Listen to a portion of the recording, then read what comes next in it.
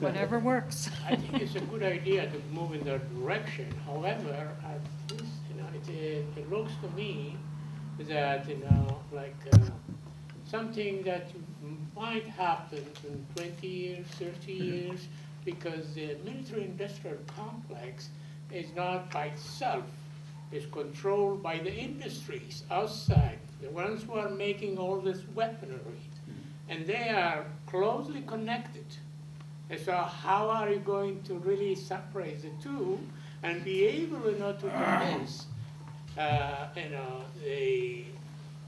the government or the politicians, and to show that, this could be done if, we do it this way. But the thing is, there's, an interest there. The interest is so interconnected. It's like, something that, I would compare it, as an example.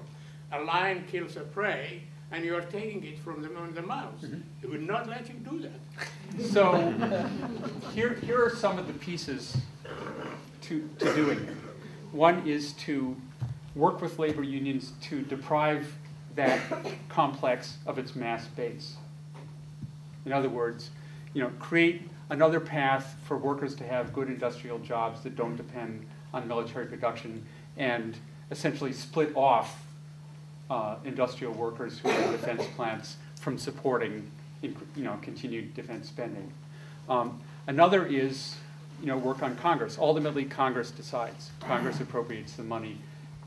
There's various pressures on them from various directions. We just have to create a bigger, more sustained pressure than the other side, while splitting the other side, partly by splitting off its mass base. And the other thing is that the political elite is split right now over this question. What's happening with Obama's deficit commission is very interesting. So, what Barney Frank did after, coming out with this "let's cut the military budget 25% statement, was to put his head together with those of the Progressive Caucus, Congressional Progressive Caucus, and try to figure out where to move this agenda. And he or they decided that the Deficit Commission was the place to do it. Obama and Congress had just appointed this bipartisan but really very conservative Deficit Commission that seems set up to cut Social Security, Medicare, and other social programs, which creates an enormous battle in Congress this fall. Progressives need kind of more ammunition, more tools to fight that. And said, Barney to himself, we think, here's a wonderful way to raise the profile of this idea of cutting military spending to get out of the economic crisis, and make it a credible policy proposal. Because this is another essential step. The military budget has been off limits for so long, untouchable for so long, that you pretty much get left out of the room in most congressional offices if you bring it up. This needs to become a viable, respectable, if you will, policy proposal that people look at and say, this could actually solve our problem. This is not just kind of a loony idea of the peace movement. This, if we did this, it would get these results. So how do you do that? Well, you get the political class talking about it at all levels. You pass resolutions in your city council and get your mayor to sign onto a statement to Obama and the Pentagon saying, fund our city, cut military spending 24%, as we did with the mayor of Boston, mayor of Worcester, mayor of Northampton, the city council of Northampton, Des Moines, Iowa. Binghamton, New York. Binghamton, New York, I think just has a cost of war counter. I don't know if they passed a resolution. Right. But so that's one piece, is get the political class at all levels talking to each other. Mobilize service providers, who are essentially part of the political class because they have to lobby for their programs, to fund their programs all the time. Get them talking about this as the solution to the funding crisis that they're meeting. Get people at the city level talking to people at the state level. Get people at the state level talking to Congress. Get Congress people talking to each other. And a big hurdle to get over is this establishing it as a credible policy proposal part. Well, Barney has made an enormous contribution to that by commissioning a study that was done in June, saying here's how we can safely cut $100 billion a year. Not enough, but it's a start.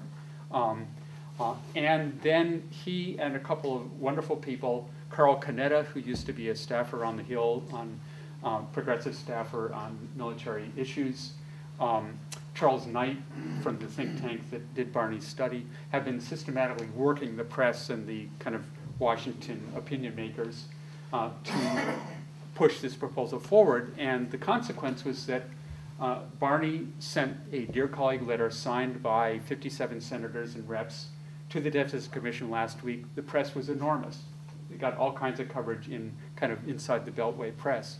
And all of a sudden, it's on the table. Military spending cuts are on the table of the Deficit Commission. So stage one's done, not permanently done, but it's on the table to the point where hawks are releasing their own studies saying, China, China, China, we have to raise the military budget. But conservatives are split on this issue. There are conservatives in Congress saying everything has to be on the table. This is an enormous accomplishment that is partly due to very focused work and partly due to the objective conditions, partly due to the economic crisis, which is forcing policymakers to look for solutions that they haven't had to look at.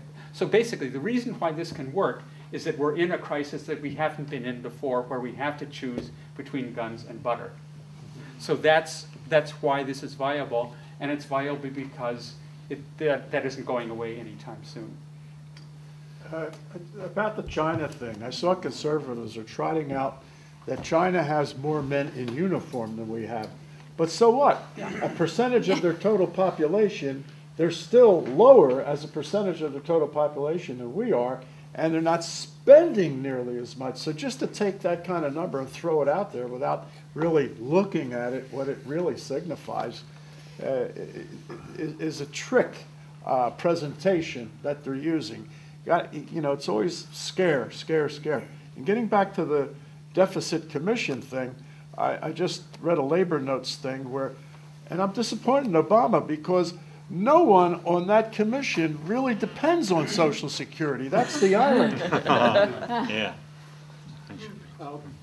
Is anyone, I agree with everything you said so far, but one issue you haven't raised yet is anyone developing the arguments that cutting the military budget by 25% will increase our homeland defense, our homeland security? Or, in other words, the fact that we won't be having all these bases and pissing off a lot of people all over the world where we are, and we probably wouldn't have had 9/11 if we had a different policy. There's another study out that we could have an electronic Fortress America at 1/1000th of the cost. Everything could be electronic. We would know who moves anywhere in the world through all kinds of computer, knowing all the flight manifestations, the rosters of who gets on planes and everything.